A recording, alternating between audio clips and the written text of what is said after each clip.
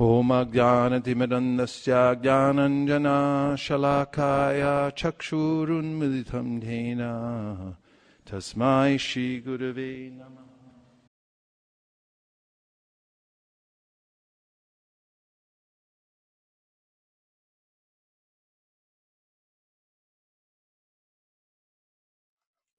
Today I'm going to be reading a few verses from both the Bhagavatam and the Bhagavad Gita. And I'm starting off on the 7th canto of the Srimad Bhagavatam. And this is the 15th chapter, Instructions for Civilized Human Beings. And the text I'll be starting with is number 15. That's 7:15:15 for those who are keeping score at home. Om Namo Bhagavate Vasudevaya. Om Namo Bhagavate Vasudevaya. Om Namo Bhagavate Vasudevaya. 7:15:15. Dharmartan apineheta yatrartam vastanodhanam anihani hamanasya mahaher eva vridita. The word for word is dharma artam, in religion or economic development. Api, indeed. Na, not. Iheta, should try to obtain. Yatra artam, just to maintain the body and soul together. Va, either. Adana, one who has no wealth. Dhanam, money. Aniha, the desirelessness. Ani hamanasya, of a person who does not endeavor even to earn his livelihood. Maha ahe, the great serpent known as the python. The audio doesn't go. It goes. To the TV. Iva, like. Vritida, which obtains its livelihood without endeavor. Translation, even if a man is poor, he should not endeavor to improve his economic condition just to maintain his body and soul together or to become a famous religionist. Just as a great python, although lying in one place, not endeavoring for its livelihood, gets the food it needs to maintain body and soul, one who is desireless also obtains his livelihood without endeavor. We need to move it down to the translation, please. We'll say it again, everyone together. Even if a man is poor, he should not endeavor to improve his economic condition just to maintain his body and soul together or to become a famous religionist. Just as a great python, although lying in one place, not endeavoring for its livelihood, gets the food it needs to maintain body and soul. One who is desireless also obtains his livelihood without endeavor. Srila Prabhupada's purport. Human life is simply meant for developing Krishna consciousness. One need not even try to earn a livelihood to maintain body and soul together. This is illustrated here by the examples of the great python, which lies in one place, never going here and there to earn a livelihood to maintain itself, and yet is maintained by the grace of the Lord. As advised by Narada Muni, 1.5.18, Tasyaiva heto prayateta kovida. One should simply endeavor to increase his Krishna consciousness. One should not desire to do anything else, even to earn his livelihood. There are many, many examples of this attitude. Madhavendra Puri, for instance, would never go to ask anyone for food. Shukadev Goswami has also said, Kasmat bhajanti kavayodhana durmadandan. Why should one approach a person who is blind with wealth? Rather, one should depend on Krishna, and he will give everything. All the members of our Krishna consciousness movement, whether they be grihastas or sannyasis, should try to spread the Krishna consciousness movement with determination, and Krishna will supply all necessities. The process of ajagara the means of livelihood of a python, is very much appreciated in this regard. Even though one may be very poor, he should simply try to advance in Krishna consciousness and not endeavor to earn his livelihood. And Srila Prabhupada is quoted from the first canto of the Srimad Bhagavatam, text number from the 5th chapter. Tasaiva heto prayateta kovido nalabhyate yad pramatan uparyada talabhyate dukavaranyata sukham kalena sarvatra gabhira ramhasa. So these verses connect very well. And in this verse, if you go back up to the word for word, please, we find Narada speaking to Vyasa, and in the 7th canto, Narada is speaking to Yudhishthira. Here, Prabhupada refers to this well-known verse. Just a tiny bit further down, please, so you can see the top of the Romanized. Other way. And a little bit up. Both the translation and, yeah, that's good. So, tasya eva heto prayateta. So one should endeavor just for a certain reason. Everyone has to have some motivation in this world. And this is the key to success in human life, is that is to endeavor, use that impetus to work for a certain purpose.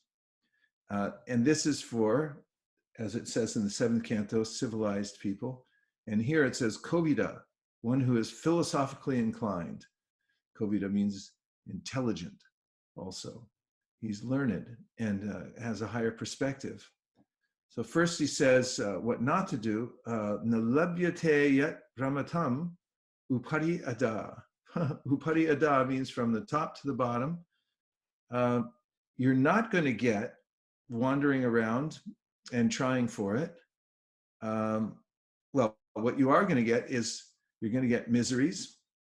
They'll come of their own accord. And similarly, in course of time, you'll also get some happiness. Some good things will come, some bad things will come. And it's happening gabhira because of a subtle reason. Behind everything, there are the growth of seeds. Because of my association with various modes of material nature, I become affected. And those seeds fructify, and my activities in the material world qualify me either for more material gain or less according to my activities. But in the end, the devotee sees that some things come and some things go, and it doesn't really affect my ultimate happiness in life because that's already fixed up. That is, my working harder to obtain more doesn't necessarily help because it's already fixed up. So the mood of the verse today, back to 7th canto. Narada is saying that even if you're poor, don't try to improve your economic position just to maintain your body and soul together, to become a famous religionist.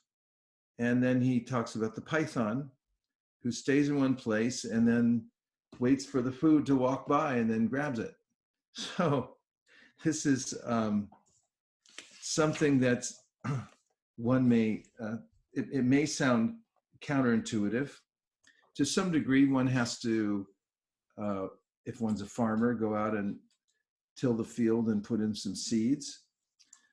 But human life's not meant for working very, very hard, simply to maintain oneself. So this statement Prabhupada makes here in the purport is that all members of our Krishna conscious movement, whether they be grihastas or sannyasis, should try to spread the Krishna consciousness movement with determination, and Krishna will supply all necessities.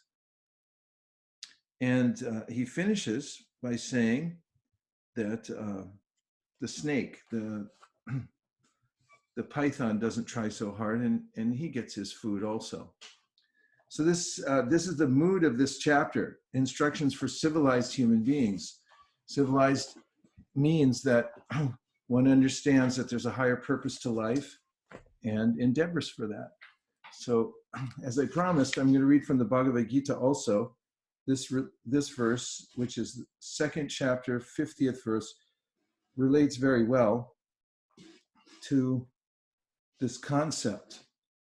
Because in this verse, Krishna talks about yoga, karmasu, kaushalam, and that is what he calls the art of all work. How to work artfully. Buddhi yukto jahatiha ube sukrita duskrite tasmad yogaya yujasva yoga karmasu kaushalam. Buddhi yukta, one who is engaged in devotional service. Jahati, can get rid of, iha, in this life, ube, both, sukrita duskrite, good and bad results. Tasma, therefore, yogaya, for the sake of devotional service, yujasva, be so engaged, yoga, Krishna consciousness, karmasu, in all activities, kaushalam, the art. A man engaged in devotional service rids himself of both good and bad reactions, even in this life. Therefore, strive for yoga, which is the art of all work.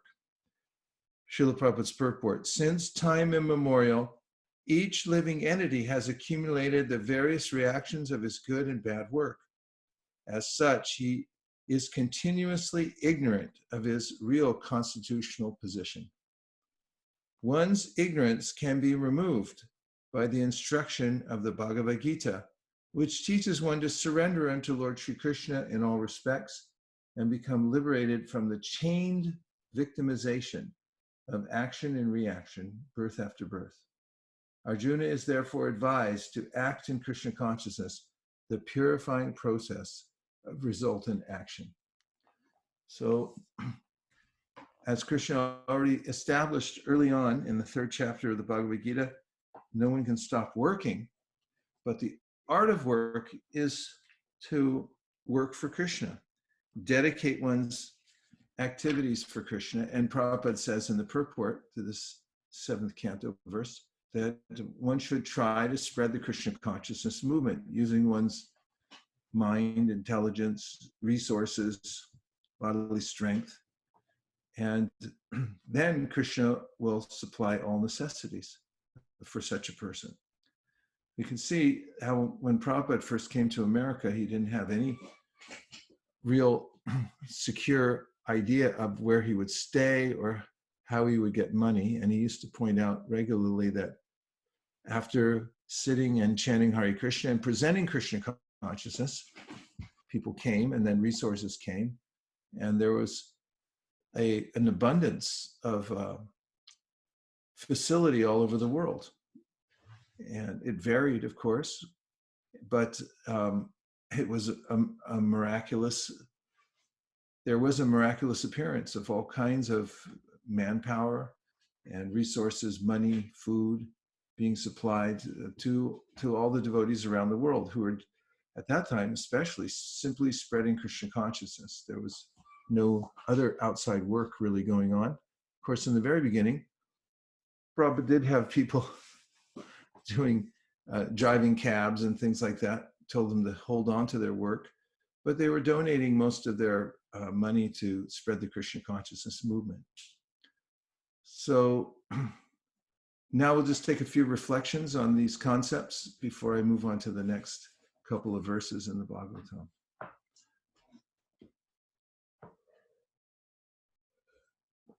Hare Krishna, Hansapriya.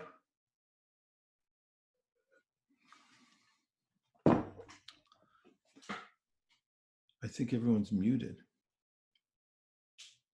Even you're muted, Shraddha. Okay. Go right ahead.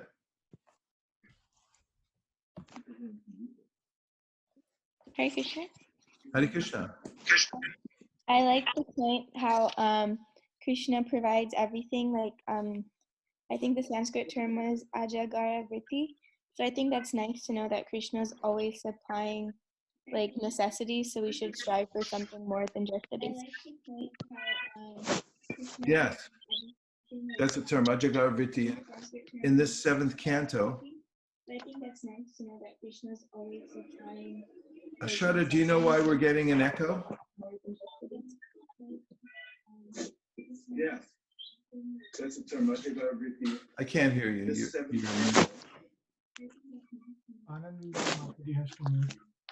I'm going to mute everybody, and then whoever wants to speak, please unmute yourself. If I open all the lines, then it catches sound from all the places. Oh. Krishna. Can you hear me, Maharaj, now? Yes, we can hear, Mataji. You can hear me? Okay, can you hear? You might not be able to hear Guru Maharaj. Hold Now on. I can hear you and you can hear me. Yes, we can hear each other. And Avantika? Hare Krishna, Prabhuji, please accept my humble obeisances. Hare Krishna. Go right ahead.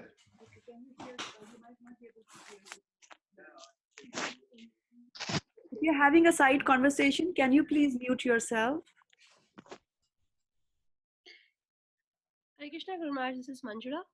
Hare Krishna. Guru Maharaj, when I'm hearing about the Ajagara Vritti, it's a bit confusing for me because like Krishna says, we cannot exist without doing work.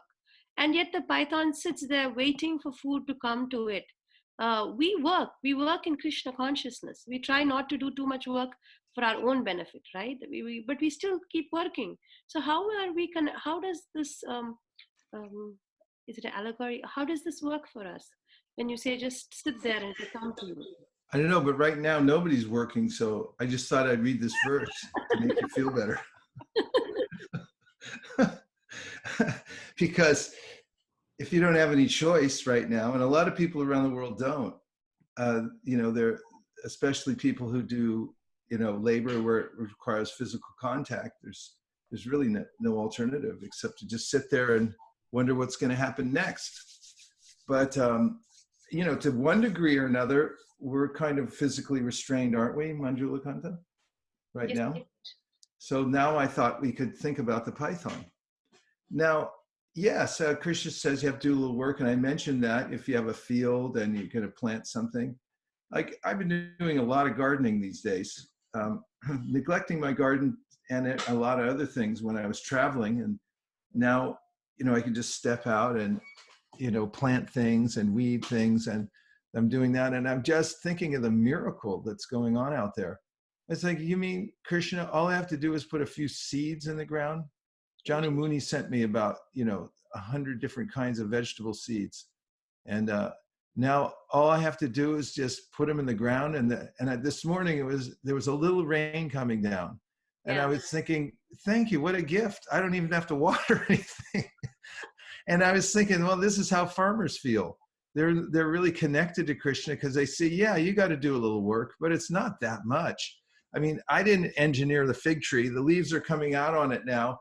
And each one of those leaves is a little factory that pulls in light from the sun.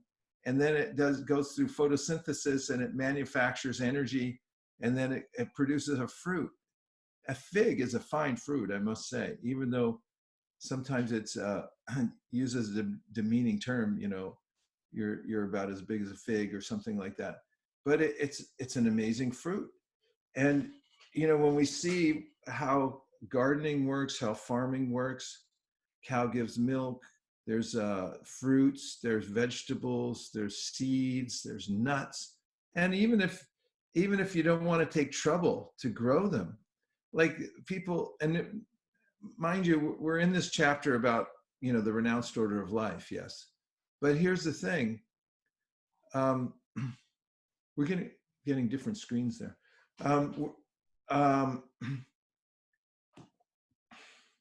what was the thing I was saying? Manju? Green ate up everybody's work. Fig tree, Prabhu. What's that? No, after the fig tree, he was talking about. Yeah, sorry, I lost my train of thought.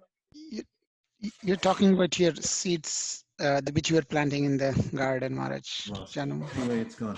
So, so we have to do a little bit of work, but the support system is already there.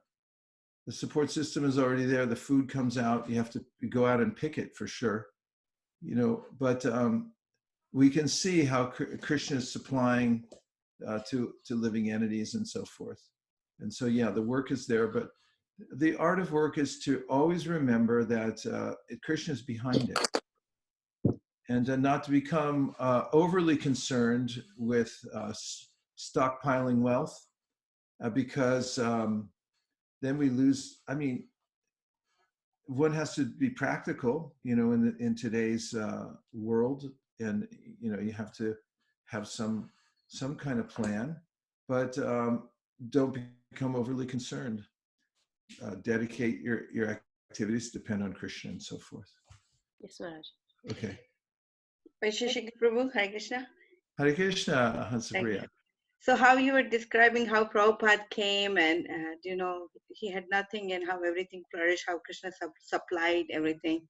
And it kind of reminded me also the ISV's journey, right? But we started off and now we have so many devotees going out on books, so many devotees are doing the Western outreach program, so many kids activities happening. So I was just thinking, how is Krishna is supplying, and you know, the faith that Prabhupada's mercy is still flowing, and safe faith, it can be continued and, you know, shared, and the potency is so much, the seed is as powerful as when Prabhupada came in and with the faith in his Guru Maharaj. So thank you. Yeah, it's a nice point. It's very practical, and yeah, the journey at ISV has been very much like that. We really just put our faith in the holy name and Shishi Radha Madan Mohan and going on following, and just miraculous things have happened and things have developed over time by that.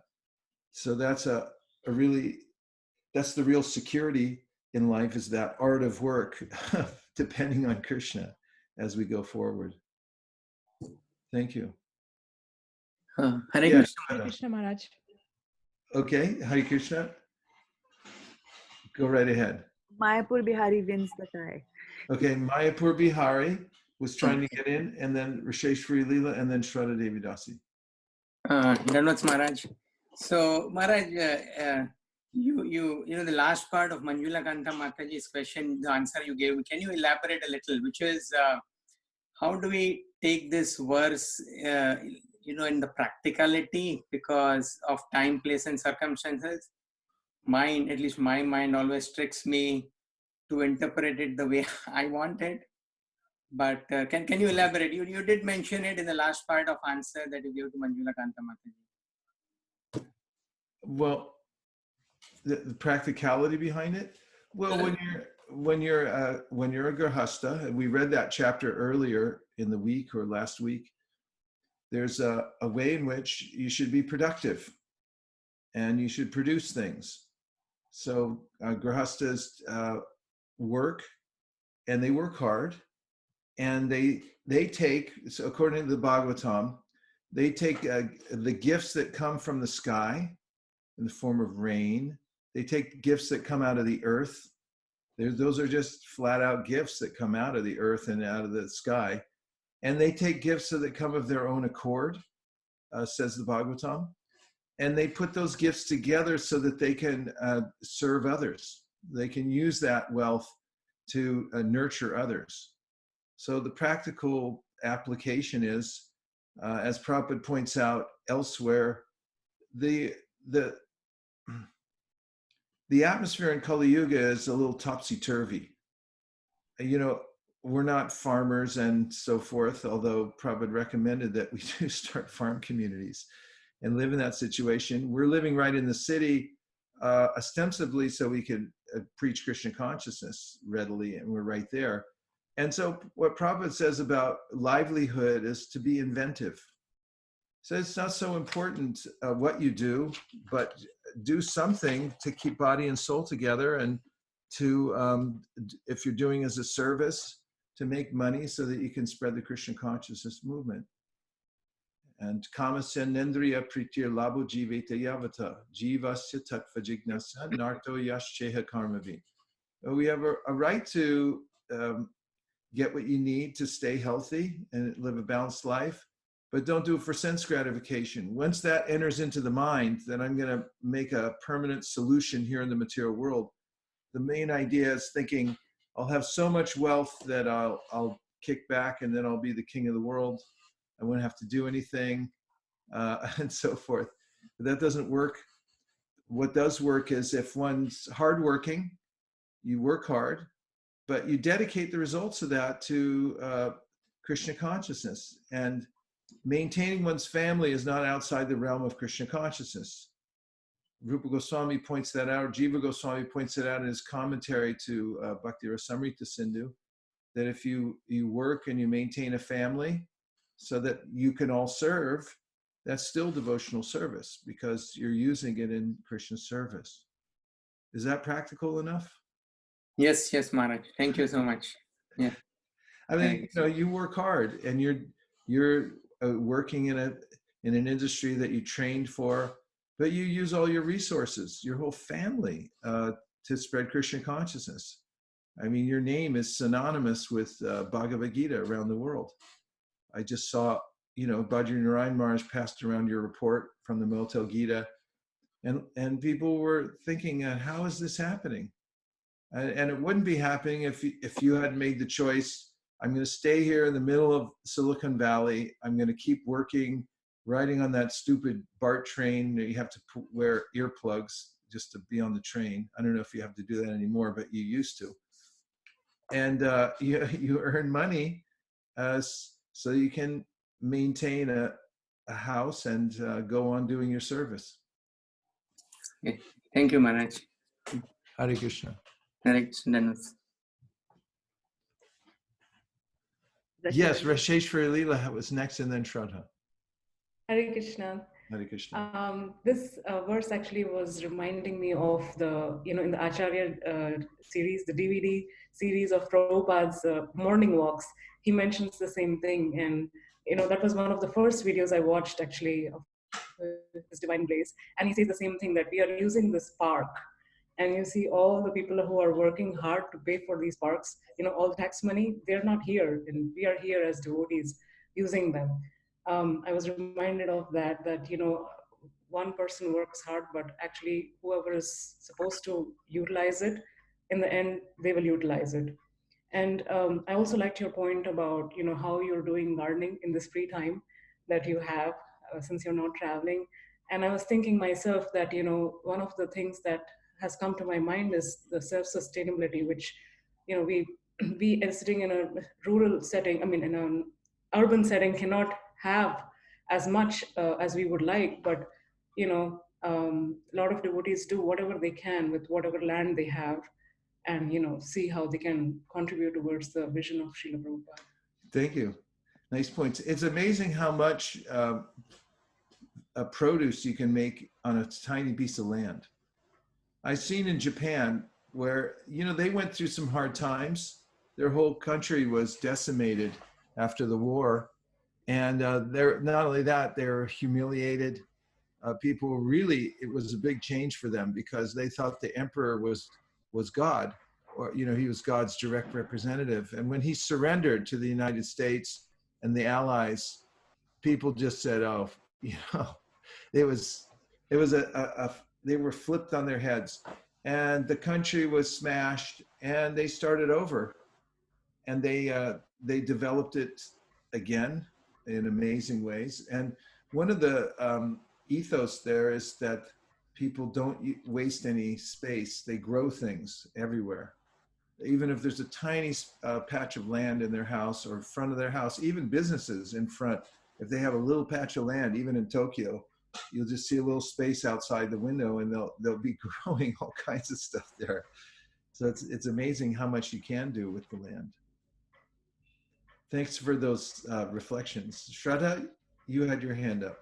Yes, Maharaj, there are a couple of questions coming from text messages to me and also posted on Facebook. So, and also Gandharvika Mataji has sent a question. So Vaikunak Prabhu, who's also raising his hands there on the Zoom chat, he has texted me as well. Go right ahead. So, I can see the one from Gandharvika. Who did you want me to go first? That one? yeah, we can go with Vaikunak Prabhu because I think. Okay, go with Vaikuntanaik. That's Guru Maharaja. My oh, Hare Krishna from Mysore. Yeah, that's Maharaja. My understanding is that to the extent we are working for Krishna, to that extent Krishna is going to personally take care of us. But when we think that we have to work for ourselves, then we get the results as per our karma. Is this accurate? Yeah, somewhat accurate. I mean, the first thing is Nityo Nityanam Chaitanas Chaitananam Eko Bahunam Yo Viditati Kaman. The Supreme is maintaining all living entities. So he's made an arrangement, Tena Tyak Tena Bunjita, for every living entity to get something. But of course, as you say, Yastundra Gopa Matavendra Mahosakarma Bandhanu Rupa Palabhajana Matanoti Karmani Nirdahati Kintuja Bhakti Bhajam Govindamadi Purushanta Mahamajani. To the degree that we're surrendering to Krishna, he's taking away our karma. Otherwise, everyone's working under that law of karma. In the Srimad Bhagavatam has mentioned Vidyate Hridaye Grantish Chijante Sarva Samshaya Shiyante Chasya Karmani Drishtaiva Manishvare. There's a way in which taking to devotional service is like taking a sword to that karma. The karma granti nibandhanam. You know, that hard knot of karma, the great entanglements cut by the sword of devotional service. And if you're performing a little devotional service, it's like you have a little sword. Ding, ding, ding. But if you put a lot, you're really developing your practice of devotional service, the sword gets bigger and sharper, and you'll cut that knot faster. Of course, it'll always be cut by devotional service. Even a tiny portion of devotional service is very powerful. Krishna says, swalpam up yasidharmasya. Just by su alpam, tiny bit. Or elsewhere, tapite deva padam bhujatvaya prasada leshana grihita evahi janati tatvam bhagavan mahimno nachanya eko picharam vachinvan. Brahma is saying in the 14th chapter of the 10th canto that even a tiny, tiny bit, a lesha of mercy that comes from the Lord by one's performance of devotional service, that prasad, that the Lord's pleased, then it's very effective. But yes, the more we engage in devotional service and the more we depend on Krishna, the more he's dedicated to maintaining us. That's what that verse, Ananyas Chintayantamam Ye Jana Paripasate Tesham Nityabdyuktanam Yogakshemam Mahamyaham means that when a person is fully absorbed in just thinking of how to serve Krishna, it's his or her only business, then Krishna says, then I personally take care. And Vahami, there's a history to that story. Vahami means that Krishna, actually Prabhupada tells a story, there was a sadhu and he was doing some translation and commentary on the Bhagavad Gita, and he came to that verse, Vahami. And he thought, yeah, this means that Krishna puts his personal hand in my life. He's the one delivering. And he thought, this is too much. This must be a mistake. It must mean karomi, that through his agencies it's taking place. So on his commentary, he crossed out Vahami, he put karomi. And then he went up to shop for the household. Apparently there was, it wasn't during the coronavirus thing. It was a long time ago. And he went out shopping. And before he came home, this young boy came to the house. His wife answered the door, and the young boy had brought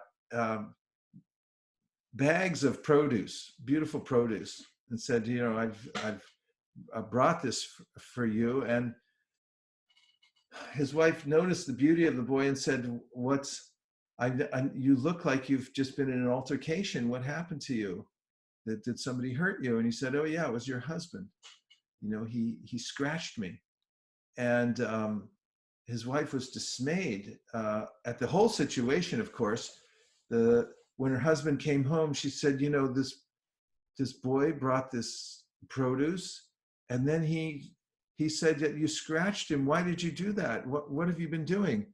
And the man said, I didn't do anything like that. And he brought home his own groceries. And he then realized when he went back to the commentary that scratch out had directly been a scratch on Krishna. So Prabhupada tells that story that when Krishna says Vahami, he means Vahami. He means personally, I take care of my devotee. I carry what he lacks and preserves what he or she has. So that can be taken very literally. And elsewhere in the Bhagavatam, we were reading how Prabhupada said when a devotee becomes so absorbed in the devotional service that he or she is doing and doesn't have time to do anything else, then Krishna personally makes up for that. So there is a point at which the devotee really doesn't have much time to take care of himself. Prabhupada mentioned Madhavendra Puri. He just had a policy that he didn't ask for anything. He just went on serving Krishna and everything was supplied. Thank you very much. I think I could see you in the darkness there, but it must be early in the morning there at Mysore. There are a few more from the internet, Maharaj. Okay. So this is Ashray Madhav Prabhu, and he's Shri Madhav. Yeah, he's offering you his respects, and he's saying that I am reminded of the Om Purnam Idam shloka, where how everything that comes out of the Supreme is complete, the living entities and the phenomenal worlds, and they realize completeness when they are dovetailed to the complete Supreme. That's true. And Prabhupada mentions in the Chaitanya Charitamrita Adi Lila that the completeness of the complete whole includes the perfect and the imperfect as well. And we see that how, of course, it sounds like a contradiction in terms, but there's the limited and the unlimited. And there's a kind of imperfection in the material world. But that's part of the complete whole that comes from him. So the experience of incompleteness in the material world is merely that. It's an experience because Prabhupada says in his purport to the Om Purnam that all forms of incompleteness are due to incomplete knowledge of the complete whole. When we do see that Krishna is behind everything and is making everything move in this world, then there's no more fear or illusion. Everyone sees, one who has that knowledge sees how Krishna is arranging everything. Okay, you have another one, Shraddha, I can tell. Go ahead. Yeah, 3 actually. So this is Bhakta Alex now. And he's saying that people never stop gardening and the garden never stops people. Here in Mayapur, the only people who are on the field of doing something are the gardeners. But those who don't have a garden, how Krishna will supply to them? Well, there's so much in a garden that just because you're not a gardener doesn't mean you won't get the Krishna's help. You know, when Jamuna and Todd first got started down in the Southland there where they live, they had this business where they went around to these small farms and they asked if they could take any of the remnants that were left over from the harvest. You know, they go in and they harvest all the crops, and then there's so much left over that's just scrapped on the side that they would collect that, and they made a thriving business out of it, just the extra that's on the side there. So Krishna's creation is full of abundance. And you see that there's enough for everybody there. The bugs, they get something. You know, we were just cultivating or just harvesting some cabbage out of the garden. I planted cabbage in the wintertime, and it's grown up really nicely, except for their aphids really like it too. And I went to one of my gardeners nearby at the nursery, and I had said I had an aphid problem. And he said, well, they're not going to take that much. It reminded me what Prabhupada said once, they don't eat that much. So there's enough for the little bugs, and there's enough for the farmers, and there's enough for everybody else too. Farmer talk tonight. Go ahead. Kautukana Prabhu is saying, Hare Krishna Maharaj, Danvats Pranam, thanks you for the class. How to remain equipoised in the beginning while the struggle is on and the facilities are not there so much? Well, there's 3 questions that you can ask yourself that will help to focus your mind and so that you can become equipoised. And the first question is, how can I serve? Because in every circumstance, whether you have a lot or you have a little, there's always some service that you can do. And when you have service, then you'll feel satisfied naturally. Your mind will just feel peaceful when you ask this question, how can I be of service? And the second question to always ask yourself to remain equipoised is, what's the lesson in this? Because whether things are up or down or in the middle, we're meant to learn something from it.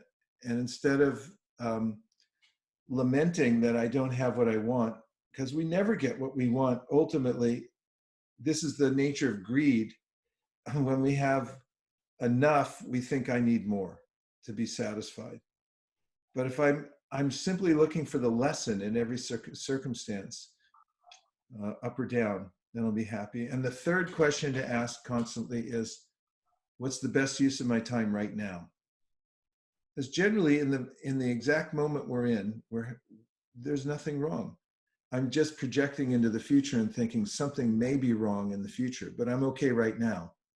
And if we stay in that position of being in the moment and realizing I can do service right now, I can learn something from the situation right now, and I can apply myself in the best possible way right now, then we can stay equipoised. And Gandhavarika Mataji is sharing a reflection, Maharaj. She's saying, Dandavats Prabhu, I understand that it is not that everything happens by chance. It is happening according to the law of according to how our karma seeds get fructified.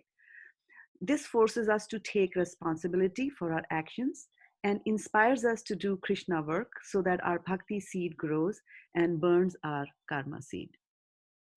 Yeah, that's a verse, Karmani nirdahati kintucha bhakti bhajan.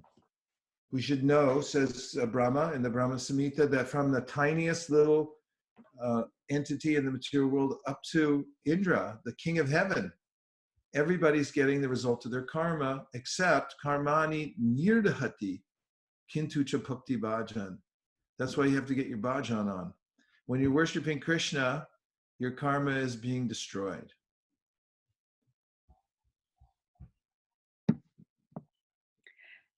Yeah, that's all that I have for now, unless somebody on Zoom wants to open up their microphone and ask. Hare Krishna Guru Maharaj, this is Shamalangi Devi Dasi. Hare Krishna Shamalangi. Maharaj, I was just remembering that the same example of Python has been mentioned in 11th canto, in that Avadhuta Brahman, he takes lessons from the Python and understands that he has to, give up the material endeavors and like accept whatever comes by itself. Yeah, isn't it enticing? Isn't it something you want to try? I mean, it really is, isn't it? I mean, haven't you ever had that impulse where you just like, well, let's just see what happens. I'll just wait and see what Krishna does. Just go on with my service and don't ask for anything and see what happens. That's one of the reasons devotees feel so satisfied. They go on traveling Sankirtan and they're just out traveling. And they always, no one ever comes home from a traveling Sankirtan and says, oh, it was terrible, we couldn't find anything, there's no place to sleep, there's no food. It's quite the opposite.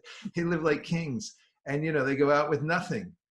And so you may notice, those who have who don't put a big stake in developing their infrastructure and things like that, they don't necessarily go without anything.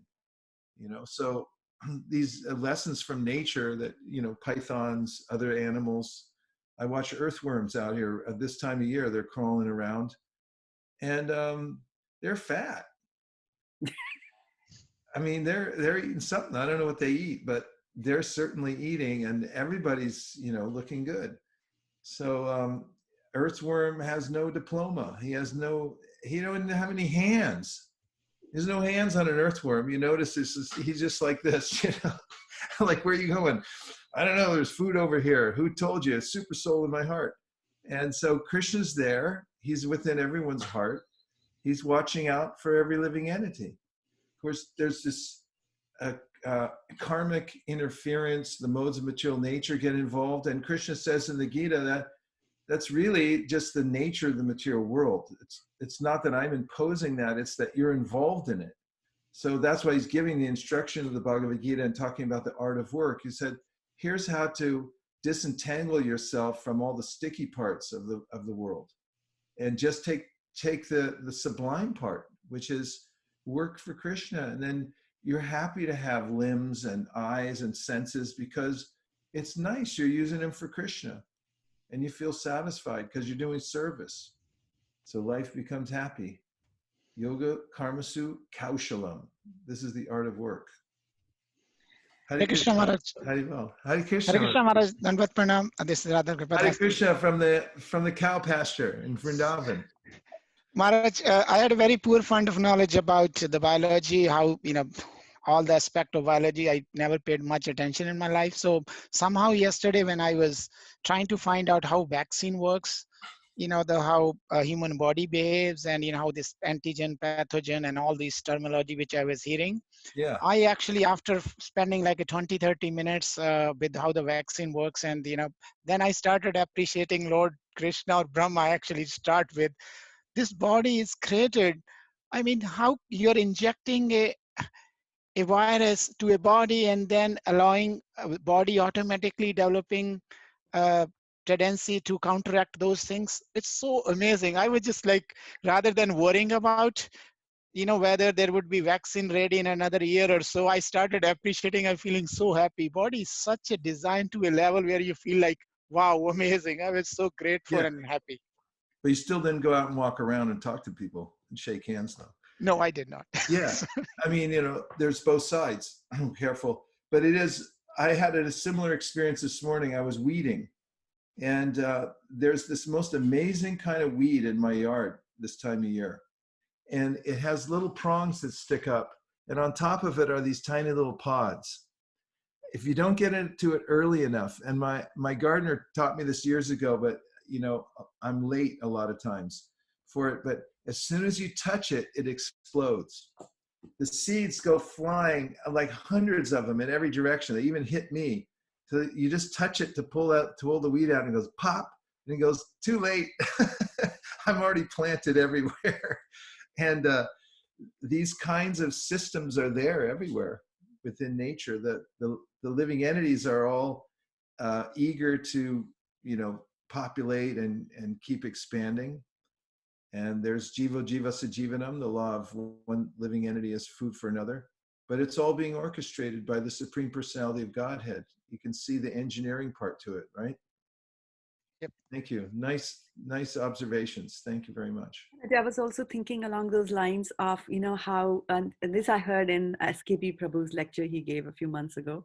He was telling us that the cow, if you keep a cow in your home, and if somebody is sick, then the cow will go out and eat a special type of grass, so that, and give the milk, so that you have whatever you need to fight that infection from the milk. So it's amazingly arranged, all that. Yeah, amazing. Yeah. Yeah. Okay. I'm going to read a couple more verses so that I don't shortchange you here. What verse was I in the Bhagavatam, Shraddha? 7:15:15. Right. Now here comes 16. This 7:15:16. I'll start sharing momentarily. There's some real nectar coming up here. Get ready. Is everybody ready? Say yes. You can raise your Thank hand you. to let Maharaj know. Yes. Santushtasya irihasya swatmaramasya yat sukham kutastat kamalobhina davator hehayadisha. One who is content and satisfied and who links his activities with the Supreme Personality of Godhead residing in everyone's heart enjoys transcendental happiness without endeavoring for his livelihood.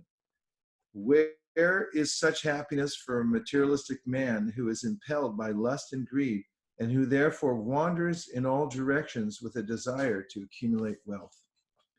Sada santushta manasa sarva shiva maya disha sharkara kantakadibhyo yato panatpada shivam. For a person who has suitable shoes on his feet, there is no danger even when he walks on pebbles and thorns. For him, everything is auspicious. Similarly, for one who is always self-satisfied, there's no distress. He feels happiness everywhere. Isn't that nice? What a beautiful analogy. 18. Santushta kinavarajan navarte tapivarina aupastya jaivya karpanyad griha palayate jana. My dear king, a self-satisfied person can be happy even with only drinking water. However, one who is driven by the senses, especially by the tongue and genitals, must accept the position of a household dog to satisfy his senses. Purport: according to the Shastras, a Brahmana or a cultured person in Krishna consciousness will not enter anyone's service to maintain body and soul together, and especially not for satisfaction of the senses. A true Brahmana is always satisfied, even if he has nothing to eat. He can drink a little water and be satisfied. This is only a matter of practice. Unfortunately, however, no one is educated in how to be satisfied in self-realization. As explained above, a devotee is always satisfied because he feels the presence of the Supersoul within his heart and thinks of him 24 hours a day. This is real satisfaction. A devotee is never driven by the dictations of the tongue and genitals, and thus he is never victimized by the laws of material nature. What a masterpiece, a gem of a purport, isn't it? It's a matter of practice. If one practices controlling the senses, as Krishna says in the Bhagavad Gita, that if you practice controlling the senses, then you'll realize the mercy of the Lord. You'll attain prasadam, arigacchati. That comes to you naturally, because from the control of the senses and engaging them in Krishna's service, they become purified. Sarvopati vanir muktam tapratvena nirmalam rishikena rishikesha sevanam bhakti ruchite. There's a way in which when the senses are engaged properly in Krishna's senses, they get purified.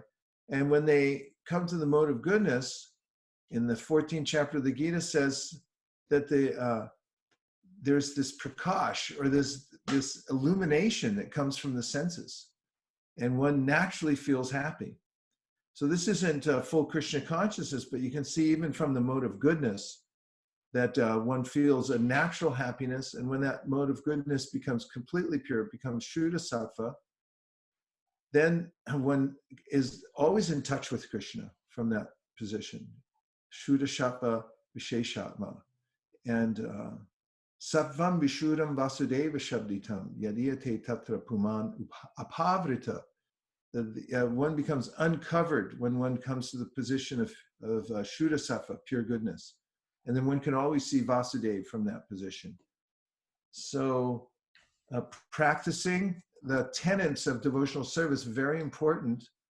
And also, Prabhupada mentions here that if one feels the presence of the super soul within his heart and thinks of him 24 hours a day, that is real satisfaction. So that's the only place to find real satisfaction. So when we chant Hare Krishna, there's a way in which we're coming directly in contact with the form of Krishna, and that's to be realized more and more. Krishna's presence in our heart, Krishna's presence in his name.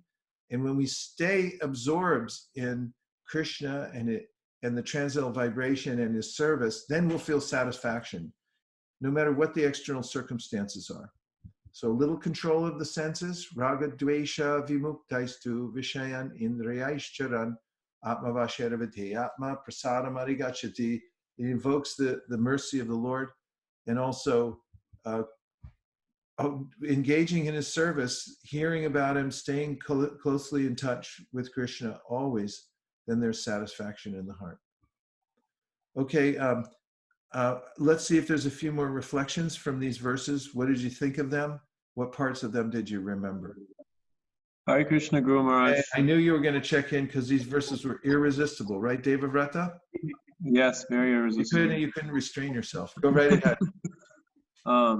I've just been reflecting, I really appreciate the point in this class, because when I first got back to India, I was feeling very unsure and uncertain about what I was going to be doing for service. But it's amazing how Krishna has made arrangements. I've been engaging in new services, cleaning the altar, helping the devotees cook the Raj Bhog offering, and just learning to be satisfied with any service, regardless if it's the one that we have preference of or we don't have preference of, just learning to become satisfied with any service that Krishna is giving. And whether it's washing the Raj Bhog plates or cutting vegetables or fruits for the Raj Bhog offering, or just cleaning the dust off the altar, becoming happy that Krishna is giving me something to do in a time where a lot of people are struggling to find anything to do. You're living the life of Riley down there, because all you have to do is service. And thank you for testifying on this most important point, which is that if you're thinking, how can I serve? And you're chanting Hare Krishna, saying, oh my Lord, oh energy of the Lord, please engage me in your service, you're properly aligned. And when you're aligned like that, even if you're tied up in a jail somewhere, you can find some service. You can even do it within your mind. Vasudev, he gave charity and so forth when Krishna was born. He was in prison. And this is the mood, the attitude through which we find satisfaction. Thank you very much. Keep up the great work down there. Go ahead, Shraddha. No, I was just going to continue on with what Devavrata was saying. That there's a verse in the Divinity and Divine Services chapter, the 1.2.6, which says Savai Pumsan Paro Dharmo Yatho Bhakti Radhokshade Ahituki Apratitat Sa Atma Suprasidati. Then I was just thinking that's what Devavrata is doing. He's washing the dishes there. He's happy. And you had mentioned that if you wash the dishes, then your heart gets cleaned. And then, of course, that's the step towards devotional service and to happiness from there on. But yeah, washing pots is the best. Because no one can get at you if you wash pots. You're like totally absorbed. And it's kind of like a menial service. Not kind of like, it's definitely a menial service. Washing the pots, things like that, taking out the garbage. And if you get into that kind of service, then you're fully protected and you can become really absorbed in this mood of service. Menial service is really good. And along the lines of what you were telling us in that 7:15:15 that Krishna is going to provide, there's a comment in Facebook. Okay. And I think what Travis Hubbard is saying is a sentiment that's shared by all of us here. He says, Hare Krishna, please accept my humble obeisances. All glories to Prabhupada. How merciful is Krishna that even during the quarantine, we can attend such a lecture. Yeah, Krishna, somehow or other, he's given us the kind of a opportunity to just look at things from a different angle for a few minutes here in our passing through this material world. Thank you, Travis. I'm glad you're there, and I'm glad you're appreciating. That's very nice. And I wanted to express my gratitude to Mayank Agarwal, Prabhu. He is actually watching Facebook and he's capturing things and he's sending them to my cell phone because there's only so much. I don't want to switch around Yeah. on the window. So Nice teamwork. Yeah, I have supporters. Divyangi is manning the chat there, and so we have a little. Yeah, very good. Staying connected. Hare Krishna Guru Maharaj. Yes, Divyangi. Hare Krishna. Hare Krishna, Dandavat Pranam, glories to Srila Prabhupada. Yeah. So I was just thinking about this mood of service, and when well, in the first canto, right? I don't remember who was exactly. Yesterday, I believe, when he was meditating, right? And then he saw the Supreme Personality of Godhead face to face, and then he disappeared. And then he did the same thing, but he didn't see him again. And sometimes we kind of like that with the service. We're doing different kind of services, and then, well, you do some particular service, and then you feel so much ecstasy, and then you try to repeat the same thing, but this ecstasy doesn't come the way it came when you did it for the first time. But it's like it's very personal, and everything, every service you do, also like the Radha Prabhu said, it's just so different. Even if you do the same service in a different mood, it's just different. You have different relationship with Krishna all the time. So I just appreciate that point. Yeah, thank you for that point. It's an important point. It was Narada Muni. Thank you. Actually, in his past life, Narada was he was a famous kirtan singer, and he used to travel around in an airplane with a bunch of beautiful women, and then he'd show up at festivals, and he'd spread out his gear, and he just like everyone would look at him. And so he went to this big festival with Vaishnavas. And he started singing in a very pretentious way the glories of the demigods, and the devotees there really didn't appreciate his mood at all, because he was flaunting his beauty and just sort of, and plus he was glorifying the demigods, not Vishnu. So they cursed him that you become a Shudra with no attractive features in your next life. So that's how he became Narada, and he was born in a single family home, and then his mother died, but he got the association of Vaishnavas in his next life. And then when he went off on his own as a 5-year-old child, he applied what the Vaishnavas had taught him while they stayed at his house for Chaturmasya. And then when he sat down in a lonely forest, he began to chant the Lord's names and go into deep meditation. And then he actually had a personal darshan with the Supreme Personality of Godhead. But then that vision broke, and he mechanically tried to get it back. And the Lord spoke to him in an unembodied voice and said that you're not there yet. You're a kuyogi. You're still attached to the mode of goodness, and you can't do this mechanically. So you'll have to work throughout this lifetime to come to the perfect stage. So it's a nice point that you're making, Divyangi. It's not a mechanical process either, and the mood that we do service in will affect will determine its effectiveness. The attitude of service for service.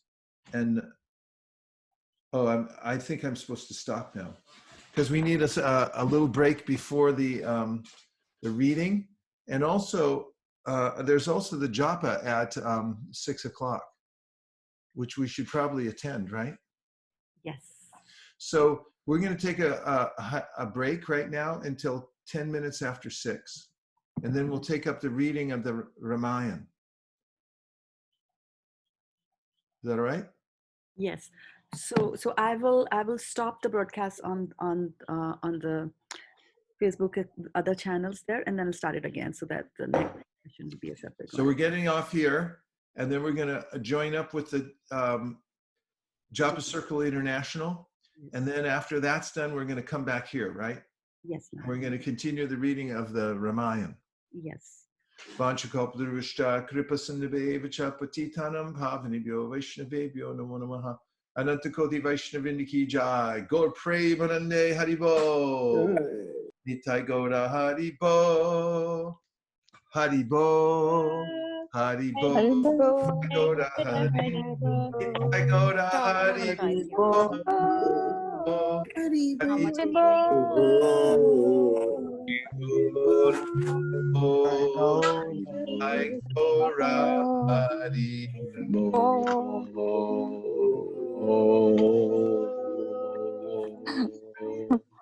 Hare Krishna. Hare Krishna.